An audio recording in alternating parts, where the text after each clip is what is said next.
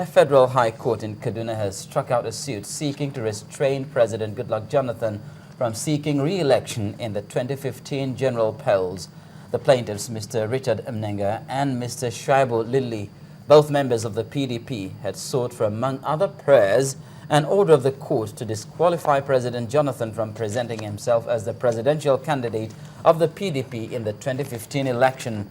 They've also asked the court to order the Independent National Electoral Commission to restrain the PDP from accepting the nomination of President Jonathan as its presidential candidate in the 2015 polls.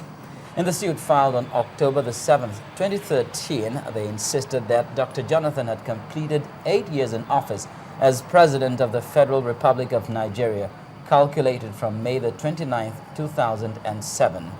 Ruling on the case, the presiding judge, Justice Evelyn Anyadike, said the plaintiffs lacked the local standing to drag President Jonathan to court based on Section 308 of the Constitution, which gives him immunity not to sue or be sued. She therefore affirmed that President Jonathan has the constitutional right to contest her presidency in 2015 if he so desires. The judge also said the court lacks the jurisdiction to entertain the matter since the plaintiffs did not follow due process in filing their case. The judge considered all the issues that were raised in the preliminary objections and came to a decision that, in the first place, the plaintiffs in this matter do not have local standing. There is no cause of action. They did not initiate the suit following the due process of law, and so the suit was struck out. We had maintained that this is a matter that had been decided.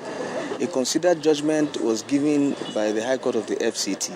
But of course, the plaintiffs who perceive that they wanted to get a different decision came here to try their luck. And it's unfortunate, really, that things like this happen in this country. The facts are very clear. It depends on the way and manner the judge intends to articulate and judge the Constitution. Section 135, subsection 2 of the Constitution is very clear on the eligibility of a serving president to take 2 oaths of office. Is very clear. Even a hawker in the street, an electoral hawker, can read the clear terms and meanings of those sections.